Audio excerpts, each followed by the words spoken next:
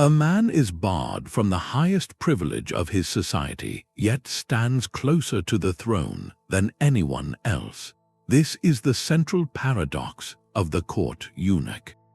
Across continents and centuries, from the Forbidden City to the palaces of Constantinople, empires kept returning to the same startling formula. They placed immense political power in the hands of individuals, defined by a ritual of physical exclusion. Why did this specific group, above all others, become the decisive power brokers in so many of history's greatest empires? By the end of this exploration, you will understand the universal mechanics of power that made the eunuch not just a servant, but often the most influential operator in the room. We will uncover how absolute access created unbreakable bonds of trust, how controlling a doorway meant controlling an empire, and why rulers believed these men without dynastic ambition were their safest bet. What does the rise of a court eunuch reveal about the lonely nature of absolute power itself? The story of the eunuch begins not with power, but with a profound legal and social paradox. To understand their rise, we must first see them as their royal masters did, as a category of person unlike any other. A court eunuch was, in the most basic sense, a man who had undergone a specific ceremonial practice. This procedure, performed before or sometimes after puberty, was a permanent physical alteration, but its true purpose was never merely physical. It was a social and legal transformation, a ritual that carved out a within the rigid hierarchies of an imperial court. They became, in the most literal sense, outsiders within. They were brought into the deepest heart of power, the royal household and its private chambers, yet they were forever marked as separate from the normal lines of family, inheritance, and dynasty that defined the world outside the palace walls. This separation was the entire point. In empires like Ming China, the Ottoman Empire, or Byzantium, the eunuch was a manufactured solution to a very old problem. How does a ruler maintain absolute control over his private domain, the space where he lives, sleeps, and makes his most secret decisions? The answer was to create a servant class with no competing loyalties. A eunuch could not father children, which meant he could not build a rival dynasty. His family, if he had any, was often far away and held no political claim.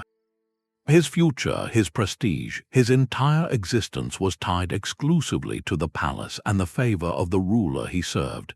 This made him, in theory, the perfect dependent. His ambition could only be fulfilled through service, not through rebellion. Now, it is important to understand this was not a monolithic group. There were key distinctions. Some eunuchs underwent the procedure as young boys, often brought from distant provinces or conquered territories. Others, particularly in some Islamic courts, were castrated after puberty. The differences were noted by contemporaries and could influence a eunuch's voice, stature, and even the specific roles he was given. But regardless of the method, the outcome was the same in the eyes of the state: the creation of a reliable interior agent. This system did not emerge everywhere. It became a formal, institutionalized pillar of government, specifically in large, centralized empires with a strong cult of personality around an absolute monarch. Where the ruler was seen as a semi-divine figure isolated from ordinary society, you often find the eunuch system flourishing. It was a bureaucratic innovation, as deliberate and calculated as creating a new ministry or tax office. So when we picture a eunuch, we should not first think of the physical aspect.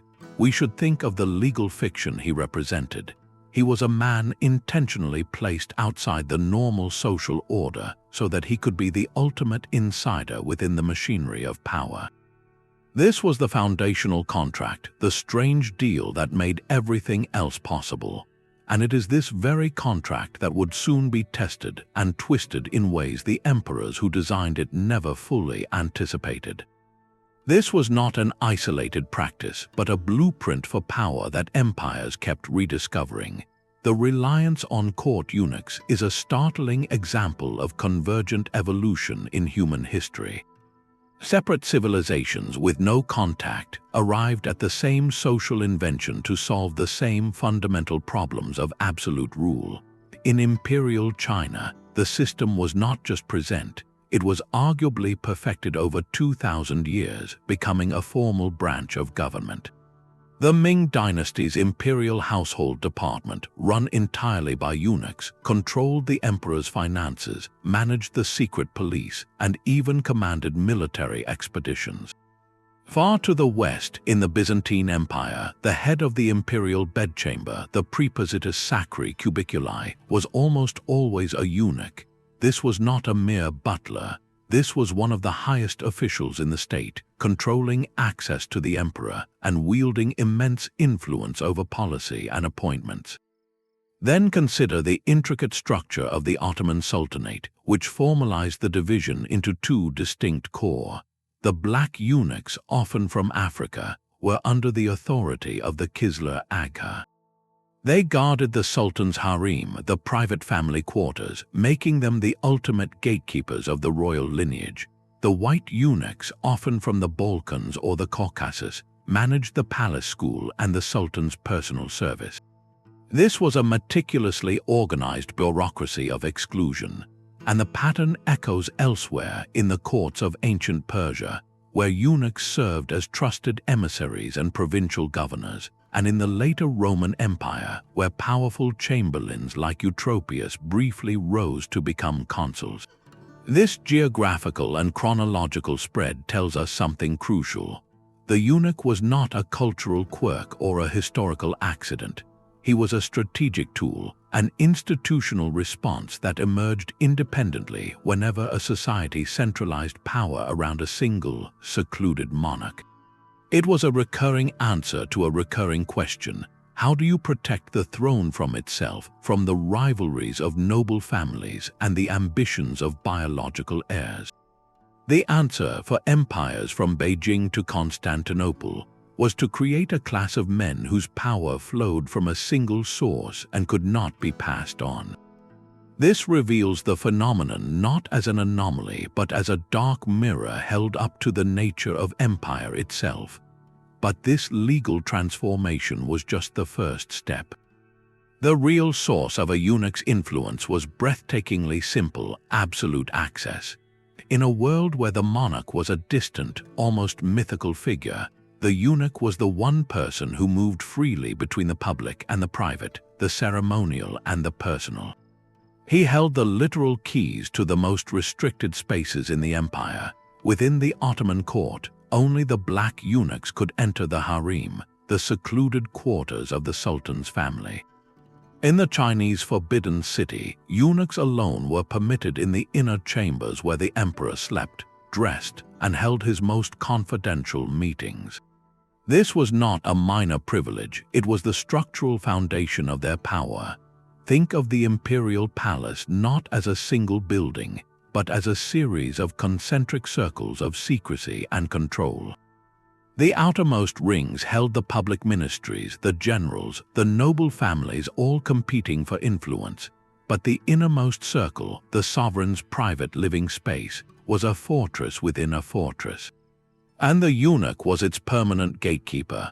This granted him a monopoly on the most precious commodity in any autocracy: proximity. Every piece of information, every petition from a minister, every report from a general, had to pass through his hands to reach the ruler's ears. Conversely, every command, every appointment, every royal favor flowed back out through the same channel. He decided what the emperor heard and when he heard it. He controlled the schedule, determining who got a moment of the sovereign's time and who was left waiting indefinitely. A whispered word from a eunuch while preparing the morning robes could elevate a minor official or doom a powerful rival. This made him the essential conduit, the human switchboard for the entire empire's communication with its leader. The ruler, in his isolated splendor, was utterly dependent on this conduit for his view of the world. He could only rule what he could see and hear, and the eunuch curated that reality. This is why the position of chamberlain, the head of the imperial bedchamber, was so often a eunuch's role and so incredibly powerful. It was a job description that boiled down to one thing: managing the ruler's attention. In this system, access was not just about physical presence, it was about controlling the narrative. The eunuch who delivered the news could frame it with a sigh, a pause, or a subtle emphasis. He could place one document on top of the pile and bury another at the bottom. He became the lens through which the light of power was focused, and whoever controls the lens controls what the light illuminates. This was the first and most potent pillar of their authority, a power built not on land or armies, but on the simple, daily fact of being in the room. This perceived lack of a power base was the cornerstone of their political safety. From the throne's lofty perspective, a eunuch presented the ultimate illusion of a neutral instrument. He was a man deliberately cut off from the very networks that fueled political ambition in the ancient world, the bonds of clan, lineage, and dynasty.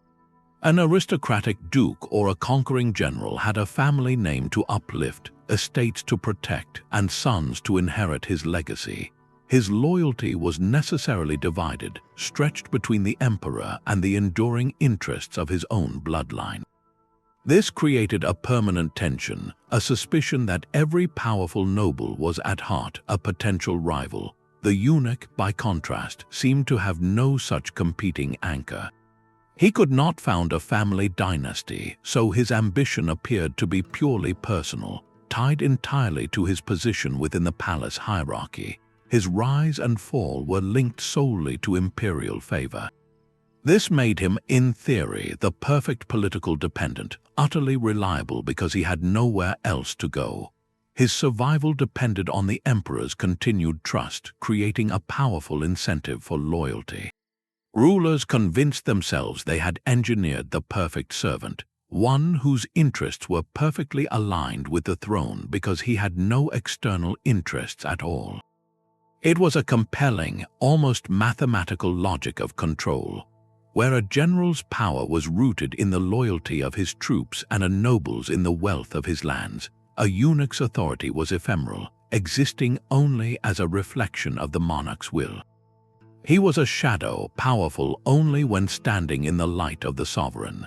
This logic explains why emperors would entrust eunuchs with the most sensitive tasks, from managing the secret treasury to leading inquiries against corrupt officials. Who better to investigate a powerful aristocratic family than someone with no marital ties to any other great house? Who better to control the imperial purse than someone with no estates of his own to enrich? The system was designed to create a counterweight to the traditional aristocracy, a personal weapon for the emperor to wield against the entrenched power of the noble families. It was a brilliant, if cynical, piece of political engineering. The throne believed it had solved the age-old problem of delegating power without creating a rival. It had fashioned a tool that could not, by its very nature, ever turn and build a throne of its own. Yet this was the great miscalculation, the flaw in the imperial logic. For while a eunuch might have no sons, he was still profoundly human, driven by the universal desires for security, influence, and legacy. And he would find astonishing ways to build a different kind of dynasty, one not of blood, but of pure, unadulterated political capital. The emperor's illusion of a safe, dependent servant was built upon a very real and intricate machinery. To understand how eunuchs turned access into authority, we must step inside the palace's daily rhythm, into the world of specific, mundane titles that masked extraordinary influence. Their power was not abstract, it was administrative, rooted in the essential services that kept an empire running from the sovereign's private chambers. Take the role of the keeper of the privy purse, a position of profound trust. This was not merely about managing household expenses. The privy purse was often the emperor's personal treasury, separate from the state coffers, filled with gifts, tribute, and secret reserves. The eunuch who controlled it held the keys to discretionary spending, funding covert operations, rewarding allies, or financing personal projects without bureaucratic oversight. He knew where the financial skeletons were buried, and more importantly, he controlled the flow of the ruler's personal generosity, a primary tool of political patronage. Then consider the master of the imperial wardrobe. This sounds like a glorified valet, but in a world where clothing was a strict language of rank and ceremony, this role was a master of symbolism. He decided what the emperor wore for every audience, every ritual, subtly influencing the sovereign's image and the messages sent to visiting dignitaries. More practically, he had constant, close physical access during the most vulnerable, informal moments of the day, a perfect opportunity for whispered counsel. Even the head of the palace guards, often a eunuch in certain courts, wielded a quiet, formidable power. He commanded the men who stood at every interior doorway, deciding not just who could enter, but who could leave. He controlled the physical security of the sovereign's person, which meant he also controlled the narrative around any potential threat, a power that could be used to eliminate rivals by framing them as security risks. And in courts with harems like the Ottoman Empire, the chief eunuch's role as supervisor was the ultimate gatekeeping position. He regulated all contact between the secluded family quarters and the outside world, overseeing the education of princes and the activities of the sultan's consorts. This placed him at the very heart of succession politics, as he could influence which princes had access to their father and which mothers could advocate for their sons. Each of these roles, from wardrobe to treasury to guard post, formed a web of control over the emperor's immediate environment. By managing the ruler's body, his money, his safety, and his family, these officials managed the very conditions of his existence. A decision on which robe to wear could signal a shift in policy. A suggestion during a morning dressing could plant the seed for a new edict. Control over the daily life was, in effect, a soft control over the imperial mind. The emperor, believing he was being served, was often being steered, his choices framed and his options curated long before they reached him as formal proposals. This was the infrastructure of influence, built not on dramatic coups, but on the quiet, cumulative authority of managing an empire's most intimate household. This control over the daily rhythm was amplified into a staggering political force through one simple mechanism: the monopoly on information. The eunuch gatekeeper did not just manage people and objects, he managed knowledge itself. In an empire spanning thousands of miles, where the emperor's understanding of his realm was constructed entirely from written reports and verbal briefings, the individual who controlled that pipeline held a power almost equal to that of the throne.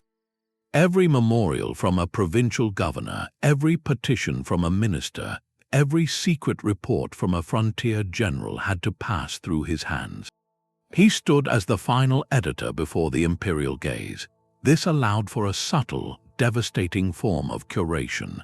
A eunuch could delay a critical report until after a decision had been made, making the information useless. He could bury a document under a pile of routine paperwork, ensuring it was never seen. He could even present two conflicting reports side by side, framing one as credible and the other as the grumbling of a disloyal official, thus steering the emperor toward a predetermined conclusion. The power to decide what the ruler knew, and when he knew it, was the power to dictate reality. Consider the process for an imperial audience. A high official, perhaps a military commander seeking reinforcements, would arrive at the palace. His fate rested not with the emperor's schedule, but with the eunuch chamberlain's ledger. A granted audience could mean victory and promotion. A denied audience, framed as the emperor being preoccupied with matters of greater state importance, could mean defeat and disgrace, all without the sovereign ever being aware of the request. The flow worked in both directions. When the emperor issued an edict, it was the eunuch officials who transcribed, sealed, and dispatched it. In that chain, interpretation was everything.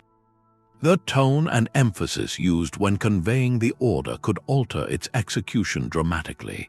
A directive to investigate corruption could be delivered as a stern mandate for a purge or as a gentle suggestion for a minor review, based entirely on the eunuchs' alliances. They became the essential interpreters of the imperial will, a role that allowed them to build vast networks of patronage. A bureaucrat knew that his career could advance or end based on whether a friendly eunuch placed his report on top of the pile. A general understood that his requests for supplies would be prioritized if he maintained good relations with the palace household.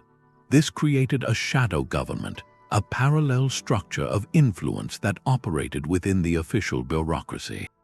The emperor, sitting at the center of his web, believed he was receiving a clear picture and that his commands were being followed to the letter. In truth, he was often seeing a carefully filtered version of events, and his will was being shaped by the very hands that served him. The greatest power in an autocracy is not merely to command, but to define what is real. For long periods, the court eunuchs held that definition in their hands. They did not need to issue orders in their own name. They simply needed to control which orders were heard and how they were understood. This filtered reality created a deliberate and volatile tension at the very heart of government.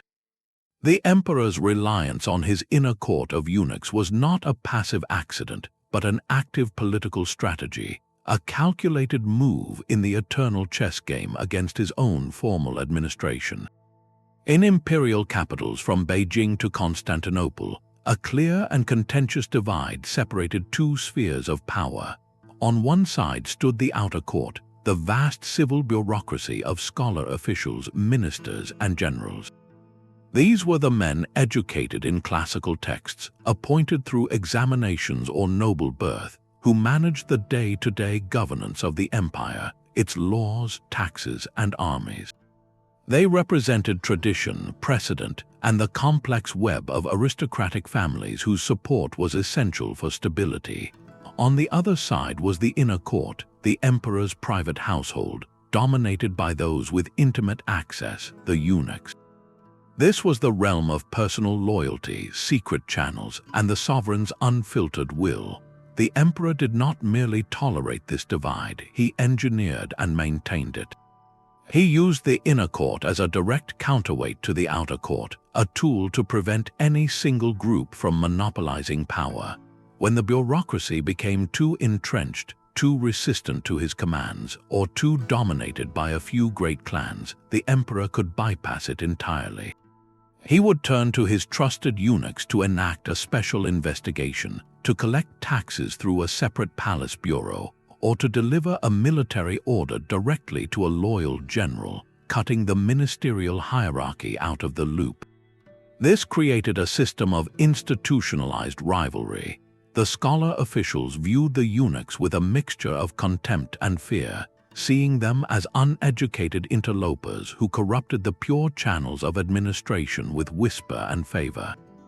The eunuchs, in turn, saw the bureaucrats as arrogant elites more loyal to their class and their rigid codes than to the emperor's immediate needs. The sovereign sat above this conflict, playing each side against the other.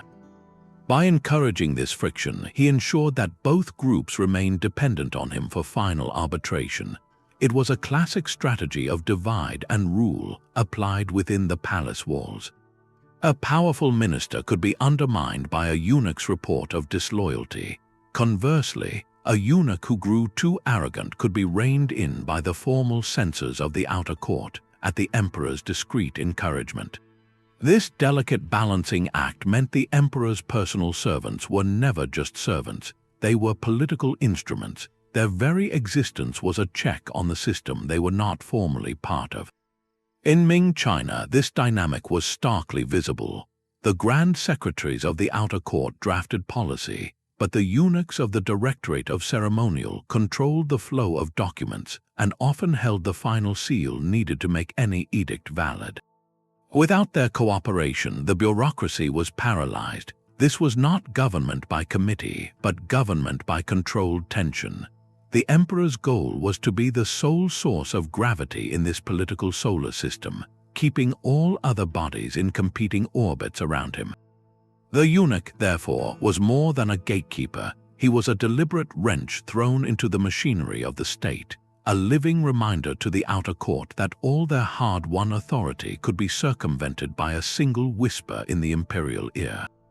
This system of rivalry, however, would forge the eunuchs into something far more dangerous than a simple tool. It would forge them into masters of the empire's shadow economy. The emperor's most potent weapon was also his most isolated figure. Behind the rivalries and the administrative control lay a deeper, more human layer of power, the profound bond of personal trust. For all their political utility, eunuchs often served a role no minister or general could ever fulfill. They were the sovereign's constant companions in a gilded cage of solitude. Many entered palace service as young boys brought from distant provinces. They grew up alongside a prince who would one day become emperor, sharing his education, his games, and his earliest formative experiences. This created a shared history, a private language of memory and loyalty that no late-arriving official could ever penetrate. When that prince ascended the throne, he entered a world of crushing ceremonial isolation, surrounded by flatterers, plotters, and those who saw him only as a symbol of state. In this environment, the eunuch who had known him since childhood was a rare fixed point, a familiar face in a sea of performative deference. This man was not just a servant, he became a confidant, a private secretary, and sometimes the emperor's only true friend. He was the one person with whom the ruler could speak freely, without the weight of the crown momentarily pressing down. He heard the sovereign's private fears, his unguarded frustrations with the bureaucracy, his secret ambitions. This emotional access was a currency far more valuable than any formal title. A eunuch's advice offered during a late-night conversation or a quiet walk in the palace gardens carried the weight of genuine, perceived loyalty. It was counsel stripped of the obvious political posturing of the outer court ministers. The emperor, believing he was hearing a truth spoken from devotion rather than ambition, would often act on it. This dynamic transformed the inner court from a mere administrative unit into a sanctuary of personal allegiance. The bond was so potent that it frequently overrode the official channels of government. An emperor might ignore the unanimous memorials of his entire cabinet in favor of a plan suggested by his childhood companion. Historians note instances where a trusted eunuch's gentle persuasion averted wars, granted pardons, or quietly shaped cultural policy, all through the leverage of intimate friendship rather than bureaucratic procedure. This emotional dimension reveals the tragic paradox of absolute monarchy. The ruler, positioned as the sun around which all planets revolved, lived in profound human loneliness. The very system designed to elevate him also estranged him from genuine human connection.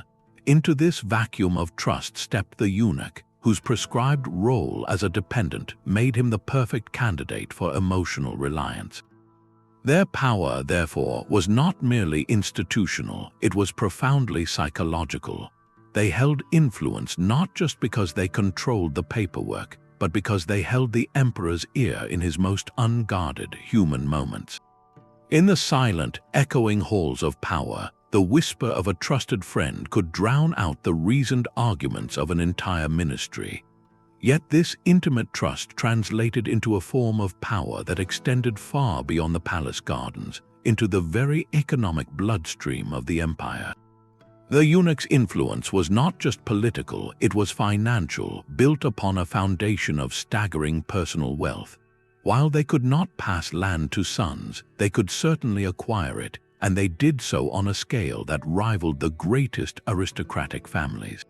Their wealth was the engine that funded their patronage networks and made them indispensable power brokers. This fortune was amassed through a series of specialized channels, each leveraging their unique position at the throne's side. The most direct stream was the constant flow of gifts and facilitated payments. Anyone seeking a royal audience, a favorable policy decision, or a promotion within the bureaucracy, quickly learned that the palace gatekeepers expected a token of gratitude. A provincial governor sending his annual report might include a generous private donation to the eunuch in charge of documents to ensure his achievements were highlighted. A merchant guild seeking a favorable trade ruling would present lavish gifts to the household staff long before a minister ever saw their petition. This was not merely corruption, it was an informal tax, a recognized cost of doing business with the imperial center. The eunuchs, as the managers of access, became the toll collectors on the road to power. A second, more official revenue stream came from direct management of state monopolies and enterprises. In Ming China, this system reached its zenith. Eunuchs were frequently appointed as imperial tax supervisors, sent to the provinces to oversee the collection of revenues from salt, silver, and customs duties. These were not passive roles. They commanded their own staffs, often military, and reported directly to the emperor, bypassing the local civil bureaucracy entirely. A eunuch tax commissioner held the power to assess levies, grant exemptions, and control the shipment of immensely valuable commodities. The opportunities for personal enrichment were immense, whether through skimming a percentage of the official take or through creating side deals with merchants. Furthermore, the imperial household itself was a vast economic entity. Eunuchs managed the palace workshops that produced luxury goods like silks and porcelain, controlled the procurement of everything from food to construction materials, and oversaw the emperor's personal estates and warehouses. Controlling this commercial apparatus meant controlling a significant portion of the empire's capital flow. Finally, they invested their accumulated capital in the most stable asset of the pre-modern world, land. Powerful eunuchs became some of the largest landowners in the empire, acquiring vast agricultural estates through purchase, imperial gift, or sometimes coercion. These estates provided a continuous, respectable income independent of palace politics, and they allowed eunuchs to build rural power bases, supporting thousands of tenants and retainers who owed their livelihood not to the state, but to a single powerful individual. This economic empire served a crucial purpose. It allowed a eunuch to act as a patron in his own right, funding scholars, building temples and roads to cultivate a public reputation, and maintaining a private army of clerks, guards, and agents. His wealth made him a center of gravity, attracting clients and creating obligations that wove him into the social fabric in a way his official title alone never could. He could not found a dynasty of blood, but he could certainly found a dynasty of wealth and obligation, one that made him not just a servant of the throne, but a pillar of the economic order itself. The ultimate expression of a eunuch's power was not found in a treasury or a bedchamber, but on a battlefield. For an emperor to grant military command to a palace servant was the most daring gamble of all, a move that signaled both supreme trust and a deep suspicion of the traditional warrior class. This was the apex of influence, where the inner court's shadow authority was made terrifyingly concrete with armies and siege engines. The risks were monumental, but for certain rulers, the potential rewards justified upending centuries of military tradition. Consider the Tang dynasty's army of divine strategy, a formidable force created in the 9th century. This was not a militia or a palace guard, but a major field army, one of the central military pillars of the state. And its commanders were consistently court eunuchs appointed directly by the emperor. The logic was an extension of the inner versus outer court rivalry. The Tang emperors, wary of powerful provincial generals who could carve out independent domains, sought a counterweight they could control absolutely. Who better than a eunuch whose entire legitimacy and survival were tied to the throne? A eunuch general had no regional power base, no ancestral lands to retreat to, and no sons to inherit a military legacy. His loyalty, in theory, was uncompromised. He was the emperor's personal sword extended onto the map. Similarly, in the Ottoman Empire, the role of the chief white eunuch, the Kapi Agassi, often extended beyond the palace school. At various points, these powerful figures exercised oversight or even direct command over segments of the elite Janissary Corps, the Sultan's premier infantry. This was a breathtaking assertion of control. The Janissaries were the empire's military backbone, but they were also a potent political force known for revolts when their demands were not met. Placing a eunuch, the ultimate palace insider, in a position of authority over them was a deliberate attempt to tether this volatile military institution directly to the sovereign's household, bypassing the traditional military aristocracy. For the throne, the reward was a military instrument of unparalleled personal loyalty. A eunuch commander would prosecute wars with a fervor meant to please his sole patron, the emperor. He could be used to check the ambitions of popular generals, ensuring no military hero could become a political threat. In moments of crisis, he was a direct channel for imperial will, unencumbered by the cautious advice of the outer court's ministers. Yet the risks were as stark as the rewards. While a eunuch general might lack a regional dynasty, he could still build a dangerous power base within the army itself. The Tang dynasty's army of divine strategy, intended to protect the emperor, became a kingmaker force.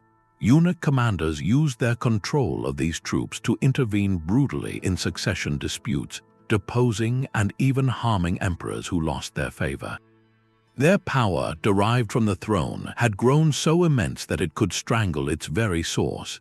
In the Ottoman context, a eunuch entangled in Janissary politics could become a hostage to that relationship, forced to advocate for the troops' demands to maintain his own authority, thus amplifying rather than muting the military's political voice. This military dimension reveals the final, paradoxical stage of the eunuch's evolution. Created as a safe alternative to the noble warrior, he could, in the end, become the most dangerous warrior of all. His power was now rooted not just in access and wealth, but in the direct command of organized violence. He had moved from controlling the doorway to the throne to controlling the very forces that guarded it. When a eunuch raised a military standard, it marked the moment the emperor's most trusted servant had transcended service entirely, becoming a power in his own right. The Byzantine Empire offers perhaps the most formalized and politically potent version of this system. Here, the role of the eunuch was not an informal influence but a codified office of state, centered on a single, formidable title, the Prepositus Sacri Cubiculi, the Grand Chamberlain of the Sacred Bedchamber. This was no mere head servant. By the 4th and 5th centuries, this position had evolved into one of the highest ministers in the entire empire, often outranking the traditional senatorial aristocracy. The Prepositus controlled the imperial private treasury, the Sacrum Cubiculum, which held not just the emperor's personal wealth but also state funds for diplomatic gifts and secret operations. He managed the emperor's schedule and personal guard, and he held the ultimate power of physical proximity, deciding which officials could enter the sovereign's presence. His authority was such that he could issue orders in the emperor's name, effectively speaking as the imperial voice. This institutionalization meant that in Byzantium, a eunuch's path to power was not a shadowy manipulation of the system, it was the system. The court was structured to channel authority through this office, making its holder the chief administrator of the emperor's will and the de facto manager of the palace bureaucracy. The power was both immense and visible, worn as a badge of office rather than hidden in whispers. The career of Narses stands as the ultimate testament to this Byzantine model. He began his life far from the corridors of power, but his intellect and loyalty saw him rise through the palace ranks. In the 6th century, under Emperor Justinian, Narses achieved what few traditional generals ever could. He was appointed commander of the imperial armies in Italy, tasked with reclaiming the peninsula from the Ostrogoths. This was a staggering break from precedent. A eunuch, a product of the inner chamber, was now leading legions. His success was not a fluke. Narses proved to be a brilliant strategist, winning decisive victories and solidifying Byzantine control for a generation. His story demonstrates how the unique traits of the eunuch class could translate directly to military success. Without a family network to appease or a dynastic legacy to secure, his focus was singularly on executing the emperor's command. His loyalty was unquestioned because his position was entirely the emperor's creation. Furthermore, his deep understanding of the palace and its politics made him a master of logistics and diplomacy, securing supplies and navigating the complex loyalties of Italian factions. Narses did not just lead an army, he administered a conquered territory, blurring the lines between general, governor, and chief minister. He was, in effect, the emperor's absolute proxy, wielding every facet of power from the battlefield to the treasury. Beyond military command, Byzantine eunuchs played a decisive, often king-making role in the most critical moment for any monarchy, the succession. In a system where the emperor was theoretically chosen by God and the Senate, but often decided by palace intrigue, the Grand Chamberlain and his network held the keys to the throne room literally. They controlled access to the dying emperor, could secure the palace complex during the interregnum, and had the means to release funds to secure the loyalty of the guard. A powerful Prepositus could champion a specific candidate, perhaps a younger, more malleable prince, and ensure his smooth accession by managing the ceremony and silencing opposition. Conversely, they could block a disfavored heir by simply denying him communication or resources at the crucial hour. This made them the ultimate power brokers in times of transition. Their influence ensured that the new emperor, whoever he was, would often begin his reign indebted to the very inner court officials who had facilitated his rise. This created a self-perpetuating cycle where the eunuch establishment maintained its influence across reigns, becoming a permanent pillar of the state. The Byzantine model thus reveals a path to power that was both parallel and distinct from the Chinese or Ottoman experiences. Here, the eunuch's authority was not a counterweight to a strong outer bureaucracy, but often its apex. The office of the Prepositus was a recognized, if extraordinary, lane to supreme executive and military command, proving that the isolation of the imperial figure could create a space where the most trusted servant became the most powerful minister. While the Byzantine model integrated eunuchs into the military command, the Ottoman system perfected a different kind of control, one centered on the most private space of all, the imperial harem. This was not merely a residence, it was the dynastic engine of the empire, where the sultan's children were raised and the future of the state was literally conceived. Guarding this sanctum was the exclusive duty of a distinct corps, the black eunuchs. Their counterpart, the white eunuchs, served in the sultan's court and palace school, managing ceremonies, communications, and the education of pages. This color-coded division was a masterstroke of bureaucratic organization, creating separate spheres of influence that kept the family and the state apparatus formally apart, yet intricately connected through the person of the sultan. The black eunuchs, often brought from regions like Abyssinia, were more than guards. They were the absolute gatekeepers of the royal lineage. No man, save the sultan himself, could enter the harem quarters. This meant every piece of food, every message, every item of clothing entering or leaving passed through their hands.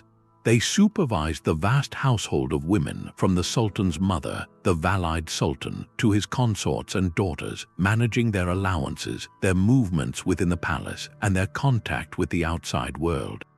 This placed them at the very heart of succession politics, as they could observe which princes were favored, which mothers had influence, and report every whisper back to their chief. That chief was the Kızlar Ağa, the chief black eunuch. To understand his power, you must see him as the manager of the empire's most critical investment portfolio, the royal family itself. He controlled the environment in which future sultans were raised. He regulated access between the Valide sultan, often the most powerful political figure in the harem, and the outer world. When a sultan died, the transition of power was a perilous moment. The Kızlar Ağa, in control of the harem's gates and its communication lines, played a decisive role. He could facilitate the swift arrival of the chosen prince from a provincial governorship or subtly hinder another. He controlled the treasury of the harem, which held immense resources, allowing him to dispense funds to secure loyalties at a critical time. His influence was so profound that by the 17th century, the Kızlar Ağa was often considered one of the top 3 officials in the entire empire, attending meetings of the Imperial Council and wielding a voice in foreign policy and appointments. His power stemmed from a simple, terrifying fact. He was the only channel between the Sultan's private reproductive life and the public needs of the state. A sultan seeking counsel from his mother would do so through the Kızlar Ağa. A vizier trying to gauge the mood of the palace or advocate for a policy might find his path smoothed by a generous gesture to the chief eunuch's network. This system created a paradox of visibility and secrecy. The black eunuchs were highly visible, known figures in their distinctive robes, yet the domain they protected was utterly opaque to the outside world. Their authority was a direct reflection of the harem's political importance, which grew as sultans retreated from daily leadership. The Kızlar Ağa, therefore, did not need to command armies like Narses. His fortress was a labyrinth of private chambers, and his weapon was his exclusive jurisdiction over the dynasty's most valuable assets, its women and its children. In the Ottoman model, the ultimate power was not just controlling what the ruler heard, but controlling the very family from which he came. This exclusive jurisdiction fostered a distinct psychology, a mindset forged in the crucible of physical and social transformation. To grasp the full scope of eunuch power, we must move beyond titles and treasuries and consider the inner world of the individuals who inhabited this unique station. The ceremonial practice they underwent was a defining, life-altering event, one that set them on a path of profound separation. They were removed from the conventional social order, from the expected future of family and lineage that structured life for everyone else. This created a psychological vacuum, a space where traditional loyalties were severed. Historians suggest this vacuum was often filled by a powerful, redirected sense of belonging. The palace, with its rigid hierarchy and clear rules, became their new family. The imperial institution, embodied by the emperor, became the central focus of their identity and purpose. Their ambition was not extinguished, it was channeled. Unable to seek legacy through sons, they pursued legacy through service, through influence, and through the permanence of the institution they served. This redirected loyalty could produce fanatical devotion. A eunuch's entire sense of self-worth, his social standing, and his historical memory were now invested in the glory and stability of the throne. This made them not just employees but stakeholders in the imperial project, often defending it with a fervor that outshone even the most dedicated bureaucrat. Yet this intense institutional bonding existed alongside equally intense personal dynamics within the eunuch hierarchy itself. The palace was a sealed world, and within it, eunuchs formed their own intricate society. They shared a unique, unspoken understanding of their condition, creating powerful in-group bonds. Older eunuchs might mentor younger ones, forming master-disciple relationships that functioned like surrogate kinship networks. They developed their own slang, their own codes of conduct, and a fierce sense of corporate identity. They were, to each other, the only people who truly understood the reality of their lives. This cohesion was a source of immense strength, allowing them to act in concert to protect their collective interests against the outer court or a suspicious emperor. But the same closeness could breed vicious rivalries. With no external families to compete for, the competition for the emperor's favor, for the top household posts, and for control over patronage networks became all-consuming. A feud between two powerful eunuchs could split the entire inner court into factions, each with its own clients and spies, turning the private chambers into a silent battlefield. The stakes were ultimate because failure meant not just demotion, but a complete and utter fall from grace with no familial safety net to catch you. This psychological landscape of redirected loyalty to the throne and fierce competition within their own ranks explains some of their most contradictory actions. A eunuch could scheme ruthlessly against a rival to become the emperor's sole confidant, all while genuinely believing his ultimate goal was to better serve the sovereign. He could amass a personal fortune, yet spend it on restoring a temple in the emperor's name, blending self-interest with a desire for imperial legacy. Their minds were shaped by a central, unresolved tension. They were the ultimate insiders who could never truly belong. This tension fueled their ambition, cemented their group loyalty, and ultimately made them the most complex and unpredictable force in the palace. They were not simply tools, but individuals navigating a world they were designed to inhabit, yet never fully own. The path to becoming a eunuch was as varied as the empires they served, and this origin story fundamentally shaped their political DNA. Recruitment was never a single, uniform process. It was a spectrum ranging from calculated career choice to violent abduction, and this starting point deeply influenced a eunuch's network of loyalty and his ultimate leverage within the palace. On one end of this spectrum stood the late Imperial Chinese model, particularly during the Ming and Qing dynasties. Here, a significant number of eunuchs entered service through a shocking but voluntary path. For some families in impoverished northern provinces, presenting a son for the procedure was a desperate but strategic investment. In a society where the imperial civil service exams were fiercely competitive, the palace offered an alternative ladder of advancement. If a boy survived the operation and the subsequent infection risk, he could be brought into the Forbidden City, educated, and climb a clear bureaucratic hierarchy. This was a grim gamble on social mobility, where a family traded a son's biological legacy for the chance at political patronage and wealth that could uplift the entire clan. These voluntary eunuchs arrived with pre-existing family ties back in their home provinces. This created a powerful external network. A successful Ming eunuch could channel imperial contracts, tax exemptions, or official posts to his relatives and hometown. His power base thus extended beyond the palace walls, intertwining with local gentry and commercial interests. His loyalty was a complex blend of duty to the emperor and obligation to the family that had sent him. This connection made him a bridge between the imperial center and the provinces, but it also made him vulnerable to accusations of corruption and nepotism from scholarly rivals in the outer court. At the opposite extreme was the system perfected by the Ottoman Empire, known as the devshirme or gathering. This was not voluntary, but a state-sanctioned form of human resource extraction. Every few years, Ottoman officials would travel primarily to Christian villages in the Balkans. There, they would select boys, usually between 8 and 15 years old, based on their perceived health, intelligence, and physical promise. These children were taken from their families, converted to Islam, and brought to the empire's heart. The most promising were sent to the palace school in Istanbul, where a small number, after rigorous training, would undergo the ceremonial practice to become white eunuchs serving in the sultan's court. Others from this same pool, often those from different regions, could be destined to become black eunuchs guarding the harem.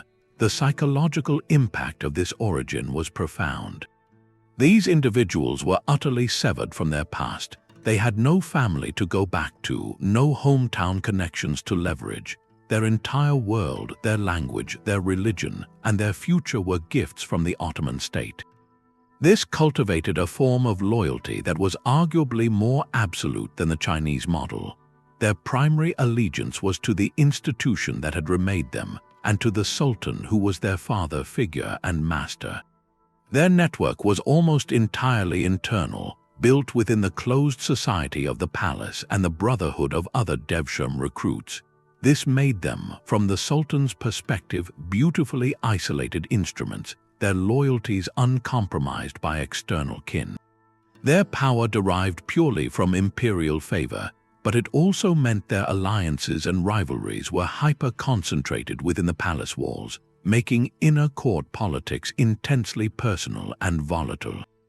Between these two poles existed other methods. In many empires, eunuchs came from the ranks of war captives, a practice seen from ancient Persia to Byzantium. Conquered populations, particularly from frontier regions, would see boys taken as part of the spoils of war. These individuals, like the Devshirme recruits, were torn from their roots, but they carried the stigma of being defeated enemies integrated into the victor's household. Their path to trust was longer, often requiring generations of service to wash away the original association with a foreign foe. Alternatively, there was a commercial dimension.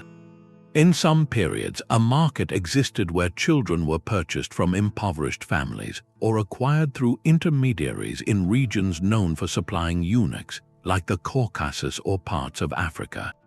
These were transactions turning a human being into a specialized asset for palace life. Each recruitment stream created a different social architecture. The voluntary eunuch with external family ties could become a powerful regional lobbyist, but was constantly suspected of divided loyalties. The forcibly recruited eunuch with no outside ties could rise to become the Sultan's most trusted shadow, yet his power was brittle, vanishing the moment he lost the ruler's smile. This foundational difference in origin explains why eunuch power manifested so differently across empires. It was built upon a bedrock of either chosen sacrifice or traumatic rupture, and every political move they made later in life was subtly shaped by that first defining transition. For all their accumulated power, the eunuch's position rested on a foundation of profound dependency, a reality that could turn from privilege to peril in an instant. Their influence was a borrowed authority, a reflection of the sovereign's light, and when that light shifted or dimmed, they were often left standing in a dangerous shadow. The very traits that made them useful, their isolation from traditional society, their lack of a family clan for protection, also made them spectacularly vulnerable. In the ruthless calculus of palace politics, they became the perfect targets for blame when things went wrong. A military defeat, a natural disaster, a financial shortfall, all could be conveniently attributed to the machinations of the inner court, to those shadowy figures who whispered in the emperor's ear. The outer court ministers, long resentful of eunuch influence, would seize such moments to launch investigations, accusing them of corruption, witchcraft, or treason. Since eunuchs had no broad base of political support among the landed aristocracy, they were easy to isolate and attack. An emperor, facing pressure to restore stability or appease angry officials, might sacrifice his most loyal servant to placate the crowd. The fall could be dizzyingly fast. One day, a man controlled access to the treasury and the imperial seal. The next, he found himself stripped of rank, imprisoned in a palace dungeon, or sent into exile, his vast wealth confiscated by the state he had served. This precarious existence was most brutally evident during the ultimate crisis, the death of the emperor. The passing of a ruler was the most dangerous moment in any courtier's life, but for a eunuch it was often a death sentence. Their power was personal, tied to a specific individual. A new emperor, especially one who had been kept at a distance by the old inner court, would naturally view his predecessor's favorites with deep suspicion. He would arrive surrounded by his own coterie of advisors, eager to claim the positions and perquisites of power. The established eunuch hierarchy represented a rival center of influence, one that knew all the secrets of the previous reign. To secure his own authority, a new sovereign would frequently order a purge of the old household staff. This was not merely a changing of the guard, it was often a violent eradication. The most powerful eunuchs of the former reign would be arrested on charges of conspiracy, their networks dismantled, and their lives ended. This cyclical bloodletting was a grim institutional ritual, a way for the new regime to assert control and redistribute the vast wealth the eunuchs had accumulated. The final collapse of an entire dynasty could bring this dynamic to its most catastrophic conclusion. When the Ming Empire fell in the middle of the 17th century, overtaken by rebel forces, and then the invading Manchus who founded the Qing dynasty, the eunuchs of the Forbidden City faced a fury that had been building for generations. To the rebels and many scholars, the eunuchs symbolized everything that had gone wrong with the Ming: the corruption, the misrule, the emperor's isolation from his people. In the chaotic aftermath, they were hunted down in a series of violent reprisals. While historians note the complexity of the transition, records indicate that many high-ranking eunuchs were killed, their properties looted, and their influence systematically erased as the new king rulers deliberately curtailed the power of the inner court to prevent a repeat of what they saw as Ming decay.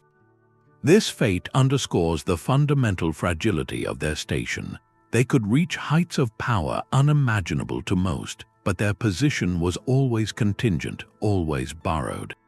They built empires of influence that could be toppled by a single change of heart or a change of throne.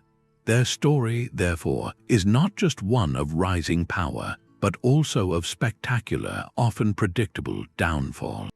It is a reminder that in an autocratic system, proximity to the source of all authority is both the greatest advantage and the most terrible risk. The heights of eunuch power often cast the longest and darkest shadows over an empire's final chapters.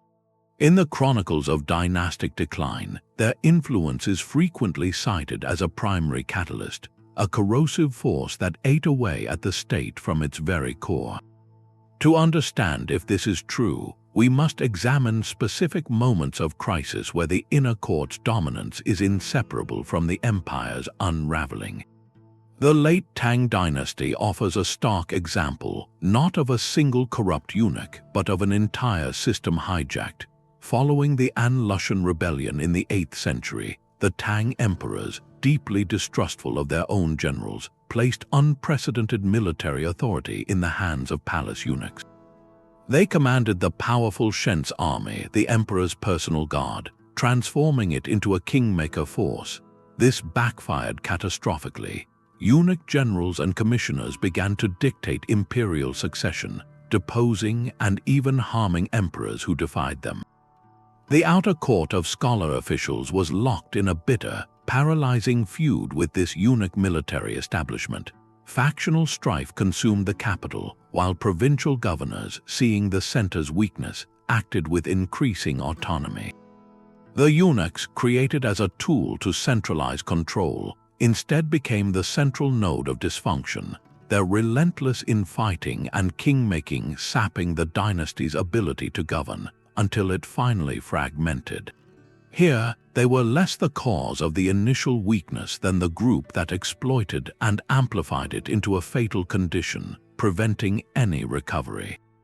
The Ming dynasty presents an even more iconic case, embodied by the figure of Wei Zhongxian in the early 17th century. His rise was a masterpiece of inner court politics.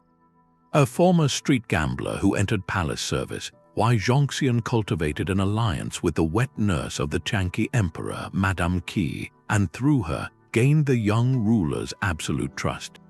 The Chanqi emperor, more interested in carpentry than statecraft, effectively delegated his authority. Wei Zhongxian, holding the key posts of director of ceremonial and commander of the secret police, established a terrifying dictatorship.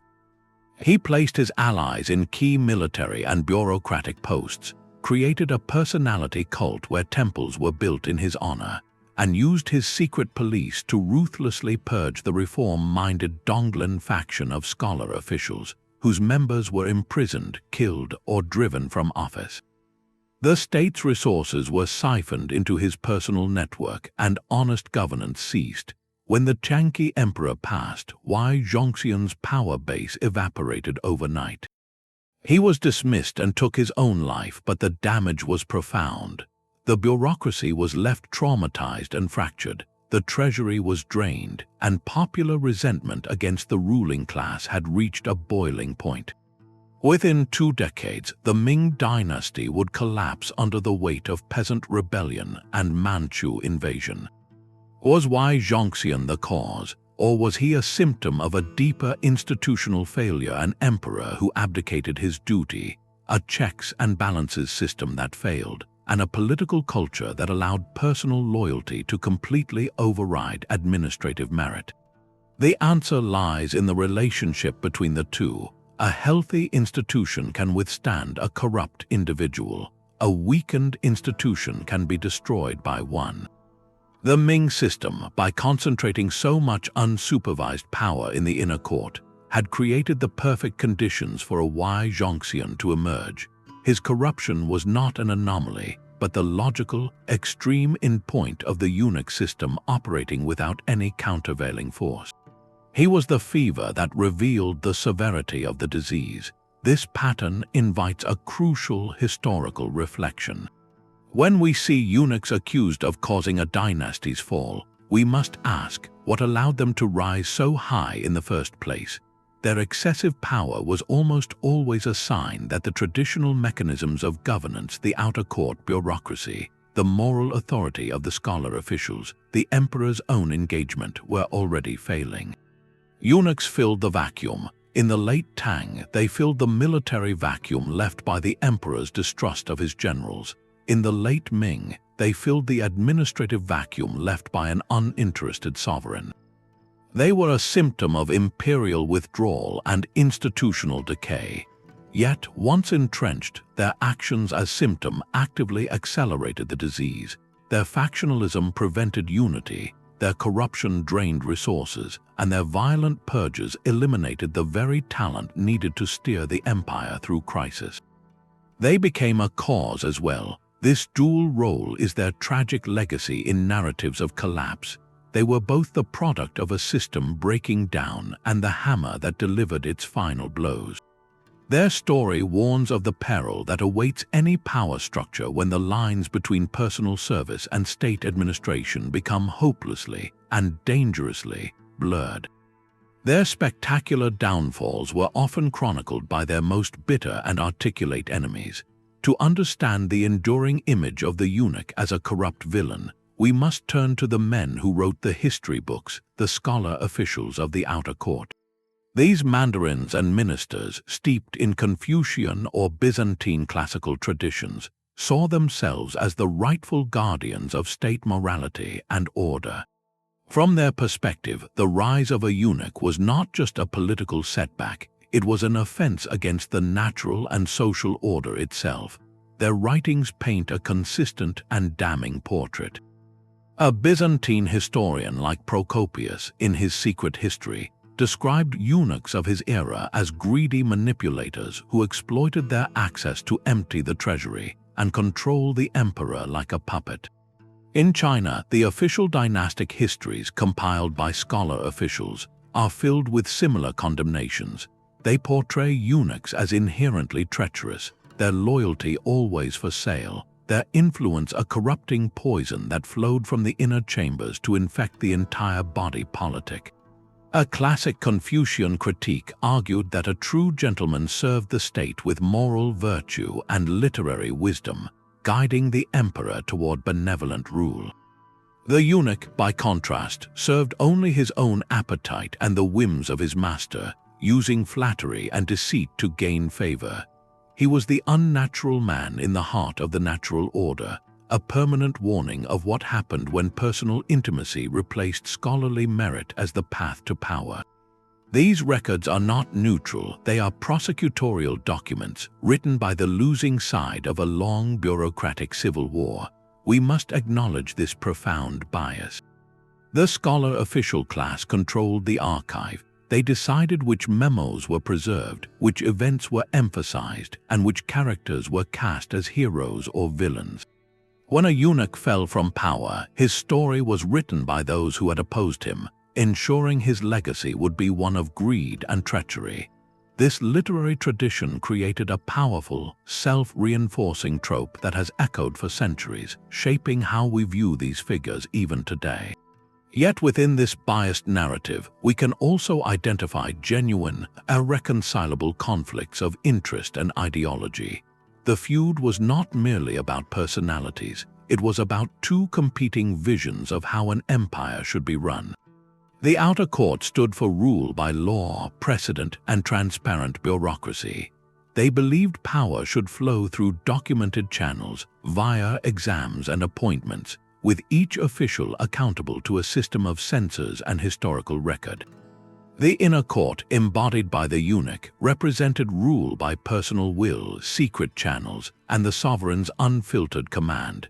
This was a clash between the classroom and the bedchamber, between the formal document and the whispered suggestion. When a eunuch bypassed the entire ministerial cabinet to have a policy enacted directly by imperial decree, it was not just an insult to the ministers, it was an assault on their entire philosophy of governance. It made a mockery of their hard-won degrees and their intricate administrative procedures. Furthermore, the eunuch's path to wealth was fundamentally offensive to the scholar official's ethos. A minister gained wealth through land, salary, and perhaps genteel gifts, all within a recognized social framework. A eunuch's wealth seemed to materialize from the shadows, from unrecorded gifts and backdoor deals, wealth that was both immense and suspiciously unattached to any visible, respectable source like agriculture or inheritance. It looked less like earned reward and more like theft from the state itself. This centuries-old literary trope, then, is a mixture of genuine grievance and professional vilification. The scholars were right to fear a system where access trumped ability, where secret influence could override open debate, but their condemnation also served their own interests, justifying their own political struggles and absolving their class of any responsibility for dynastic decline. By casting the eunuch as a monstrous anomaly, they could avoid examining the deeper flaws in the imperial system that allowed such a figure to thrive, flaws that sometimes included the scholar's own rigidity or factionalism. The true conflict was not between good officials and evil eunuchs, but between two irreconcilable forms of power, one that wanted the empire run as a grand, moral institution, and another that operated it as a vast, personal household. Yet this sprawling history reveals a pattern far more profound than any single story of corruption or loyalty. When we place these imperial systems side by side, from Constantinople to Beijing to Istanbul, we see not random quirks of culture, but a recurring institutional blueprint. Different empires with no contact kept arriving at the same startlingly similar solution to the universal dilemmas of absolute power. The commonalities are what tell us the most. First and foremost was the unwavering equation of physical access with political influence. Whether it was the Byzantine Prepositus guarding the sacred bedchamber, the Ming eunuch controlling the flow of memorials, or the Ottoman Kızlar Ağa holding the keys to the Harem, proximity was the non-negotiable foundation of their power. Control the doorway and you control the empire. This access naturally granted the second universal tool, a monopoly on information.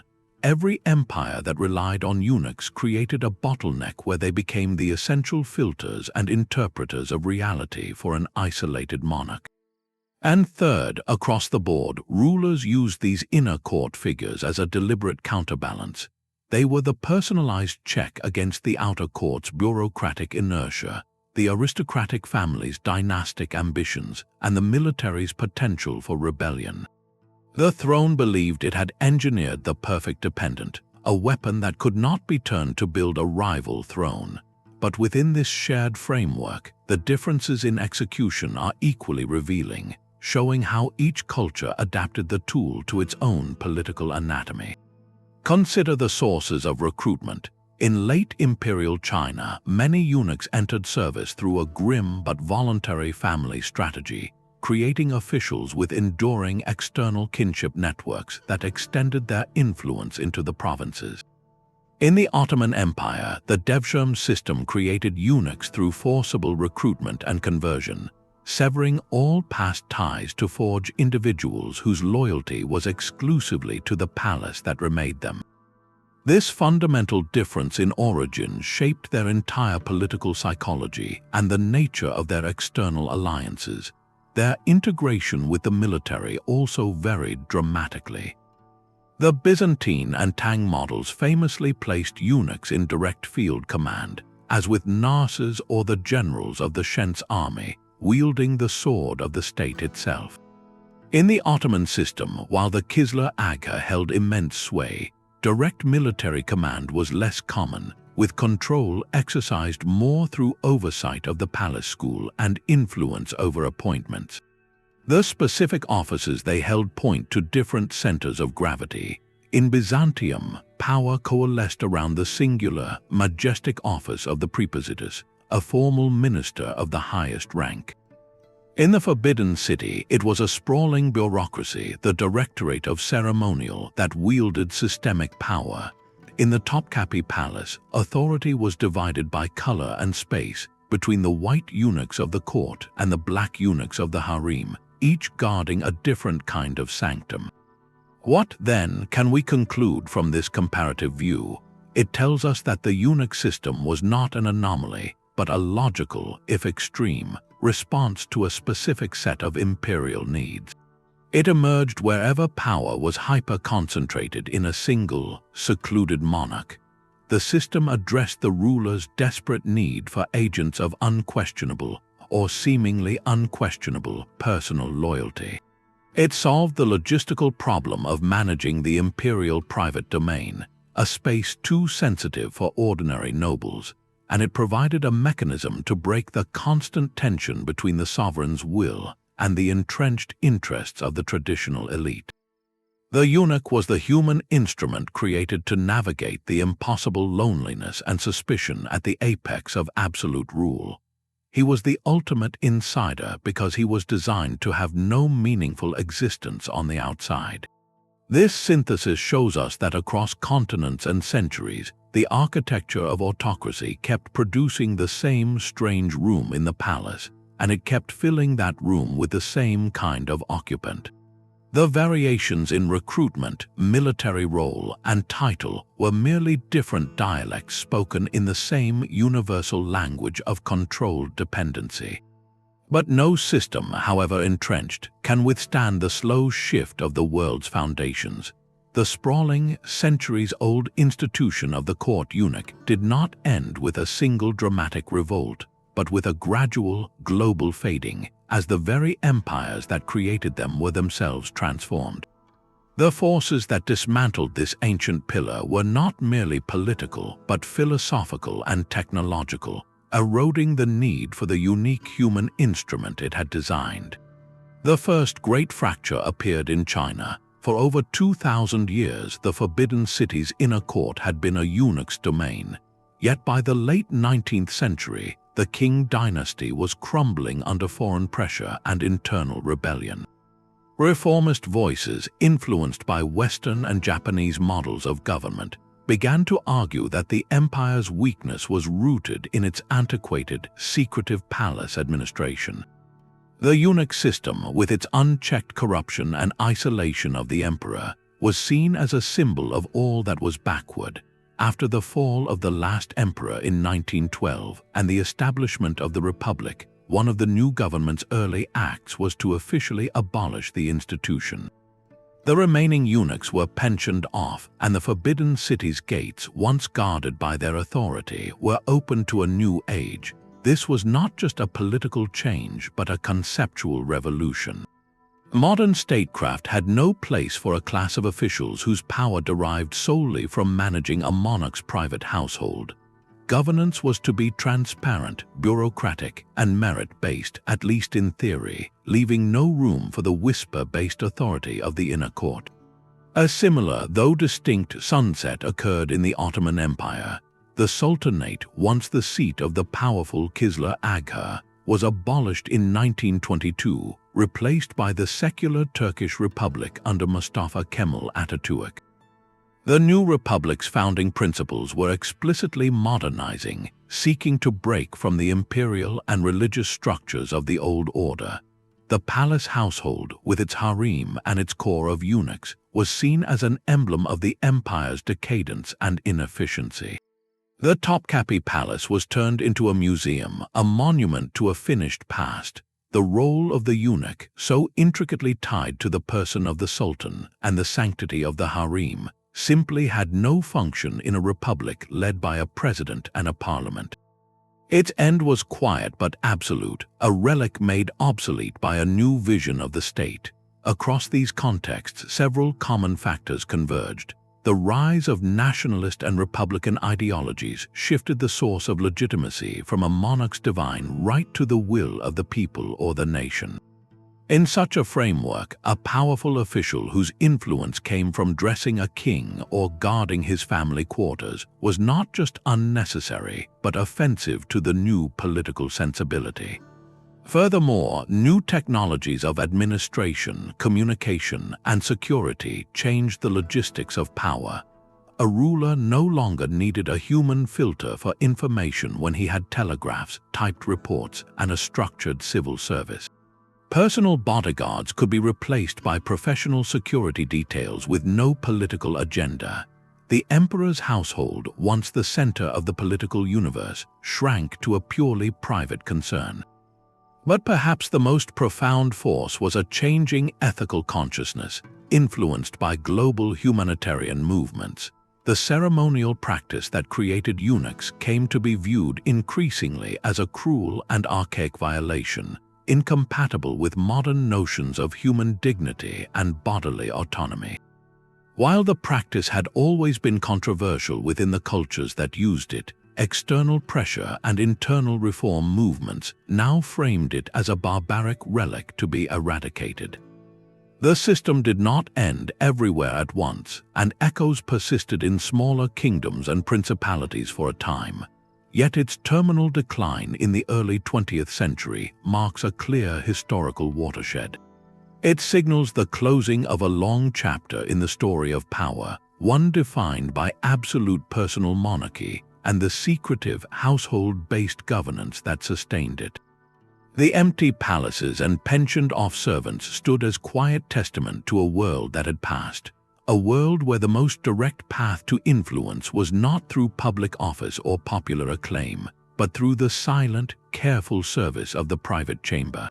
So the answer to our central question is not a single cause, but a perfect and dangerous alignment of factors. Eunuchs became decisive power brokers because they occupied a unique, manufactured space in the architecture of power.